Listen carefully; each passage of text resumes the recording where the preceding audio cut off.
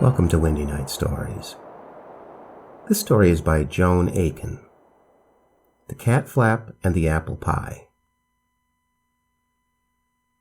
It was the last day of summer vacation. Apples lay about all over the grass.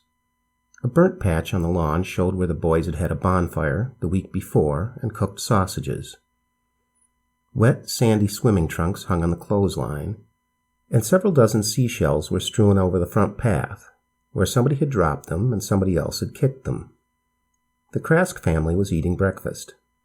Tom Krask had already eaten his and was cramming bread and cheese into his jacket pockets. "I'm going down to Beasley's farm to drive the tractor," he said. "Shan't be back till supper time." "It's illegal to drive a tractor at your age," said Mr. Krask, with his head in the newspaper. He had been saying this all through the summer. "I'm driving in a field, not on the road," said Tim as he had all through the summer. "Mind you get back in time to put your things together for school," said Mrs. Krask. "Have you done your vacation homework?" Tim took no notice of this. "There's a horrible draft coming from the back door," said Mr. Krask. "Can somebody shut it? Mishkin's outside. For heaven's sake, can't that kitten learn how to meow if he wants to come in? Nobody hears him. And that big fat black Tom with the Kingsley chases him. He hasn't got time to meow. Well, leave the pantry window open. Then the Kingsley's cat comes in and beats him up in here."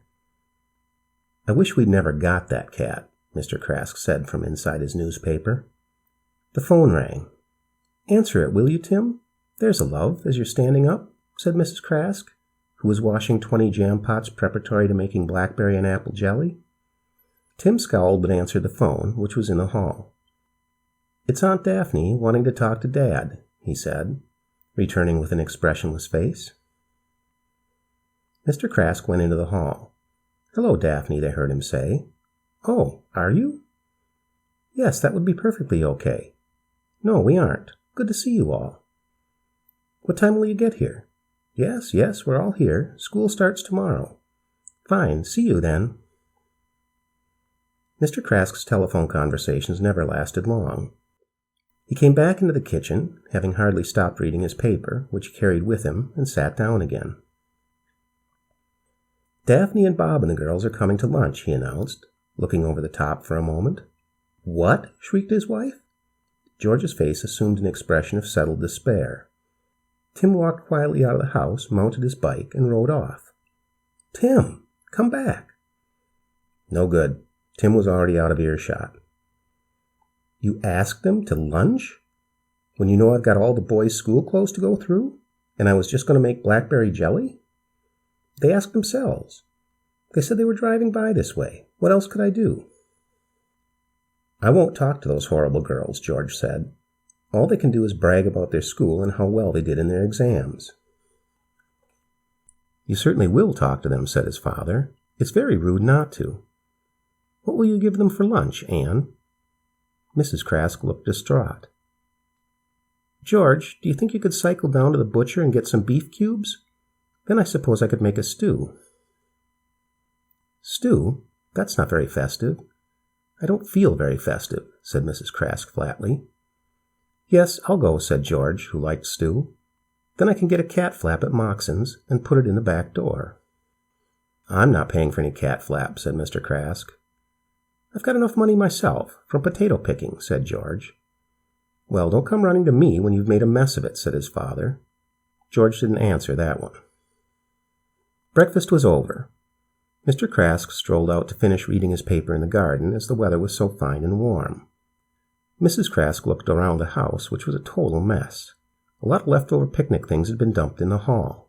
The dining room had been used for a game of progressive ping-pong, with obstacles piled around the table to make it harder for the players to run from one end to the other.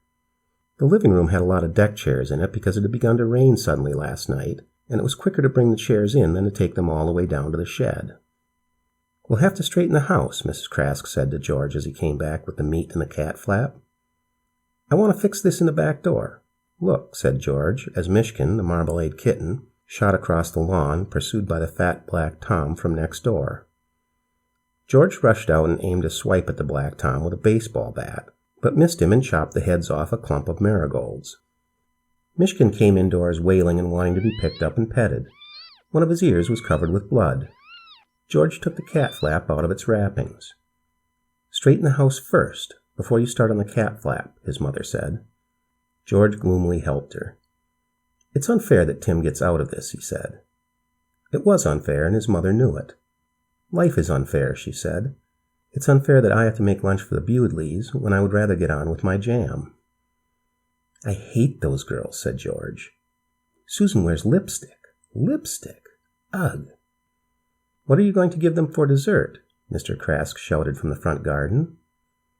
"They can have bread and cheese and fruit, as we've done all summer." "They most certainly cannot. Why don't you make them an apple pie? Daphne loves your orange-flavored apple pies." "Yes," said Mr. Krask. "Make them an apple pie." "Oh, fudge," muttered Mrs. Krask. Dashing about, she and George straightened the dining room and the living room, hurling everything into the closet under the stairs. The stew was begun and put on to simmer. George scrubbed a lot of potatoes, ready for baking. Then he got a fret saw and cut an oblong out of the back door, the same size as the cat flap that he had bought.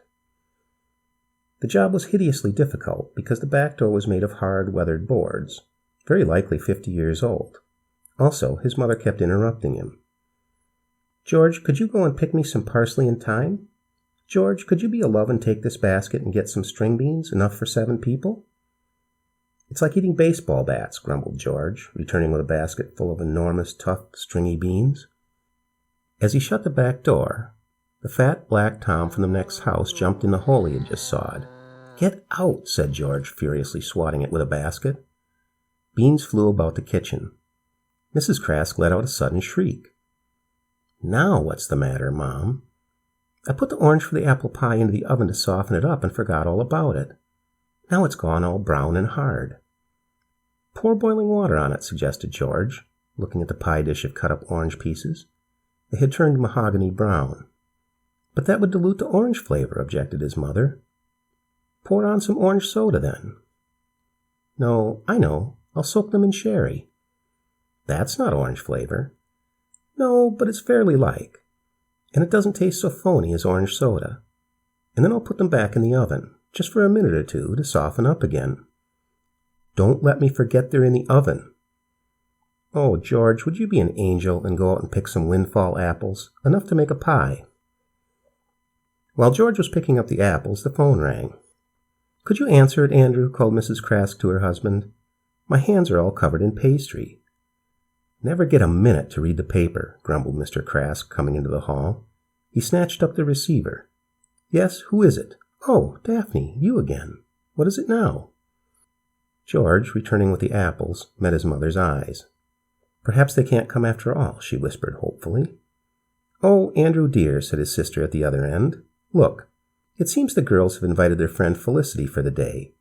Will it be all right if we bring her along too?" "Oh, sure. 2 or 3, 4 or 5, what's the difference?" said Mr. Krask heartily. "See you then. Bye." "The girls are bringing that friend of theirs too," he shouted through the kitchen door. "Lord, this room's a mess. I hope you straighten it up before they come." He returned to his paper. "Oh, not that awful Felicity," said George, aghast. "I cannot stand it. Well, I'm certainly not going to talk to her."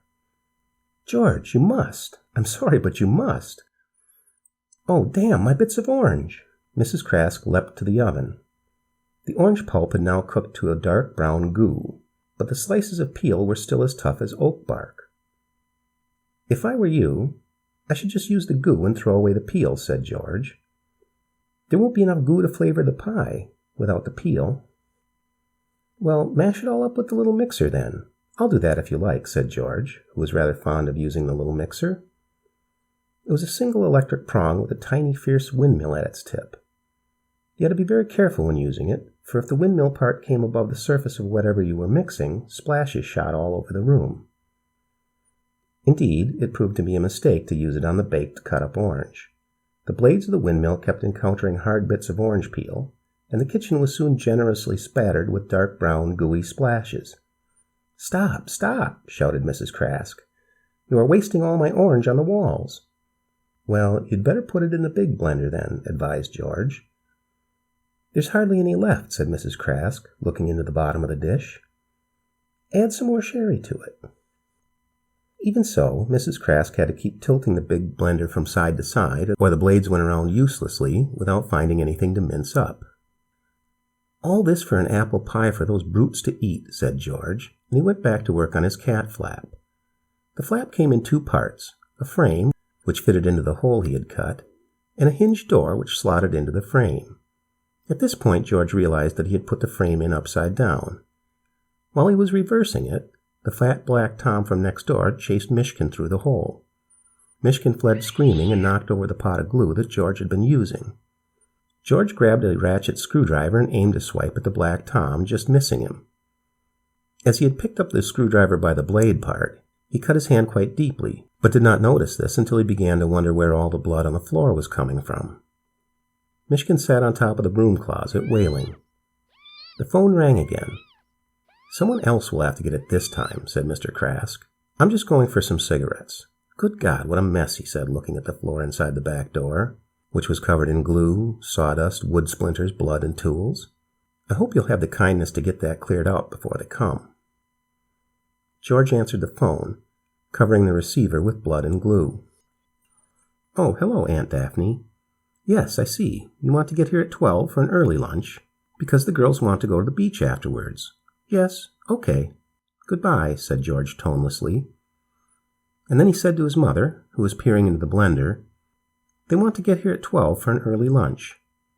His mother did not reply. What are you going to give them for starters? Said Mr. Crask from the doorway. Andrew, Daphne is your sister. The Boodleys do not rate hors d'oeuvres. Well, I'd have thought you could give them something. Stuffed tomatoes or something, said Mr. Crask, as he went up the front path, kicking the heap of shells out of his way. George washed his hands, stuck a Band-Aid on the worst of the cuts, and slotted the cat flap into its frame. Mrs. Crask cut up the windfall apples and put them into a pie dish. The sky clouded over and a light rain began to fall. They won't want to go to the beach in this, said Mrs. Crask, looking out. Oh, heavens! We'll have them for the whole afternoon, groaned George. There was a sudden outburst of screeching and caterwauling from the garden. The fat black Tom shot through George's new cat flap, pursued by the tough tabby from 3 houses away. The house seemed full of cats. They went skittering upstairs. Where's Mishkin? Said Mrs. Crask. Mishkin was outside the cat flap, wailing pitifully. He did not know how to use it. Look, you dumb oaf, you do it like this, George told him. Put your nose under the flap and tip it up. He demonstrated over and over.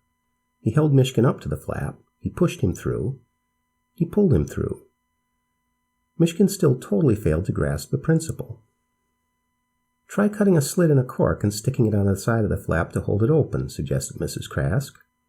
I've heard that helps. Oh, heavens, my stew! She snatched it off the stove. Has it dried up? A bit. Not too bad. Put some orange soda in it, suggested George, slicing a cork with a razor blade. The fat black Tom bolted past him, making its getaway, and he cut his thumb. Mishkin sat inside the cat flap and wailed. I'm fed up, said George suddenly. I'm going to turn into a tree. He went out onto the damp front lawn. From his trouser pocket he took a small tube of water. He poured some of the water onto his shoes. George, shouted his mother through the window, don't be silly. George took no notice. He stood motionless in the grass with his arms out sideways, hands curved upwards to catch the rain. The telephone rang. Mrs. Crask put her stew back on the stove and went to answer it. Oh, hello, Daphne. Yes, indeed, and how are you? What? You think you won't be able to come after all? Oh, to lunch. The girls want to go to a McDonald's? I see. But you'd like to come to supper instead? Yes, of course. No, not the least bit in the world. Slowly Mrs. Crask put the receiver down. A tremendous racket of screeches and caterwauling came from the garden. Mrs. Crask looked out of the kitchen window. A new tree, a well-grown young cherry, was to be seen in the middle of the front lawn. Mishkin had run up it and was crouched in the fork, defying his pursuers. George!" George did not answer. "Where's that little tube?" said Mrs. Crask. When Mr. Crask came home with his cigarettes, the house was quite silent. Rain fell steadily. The stew bubbled gently on top of the stove.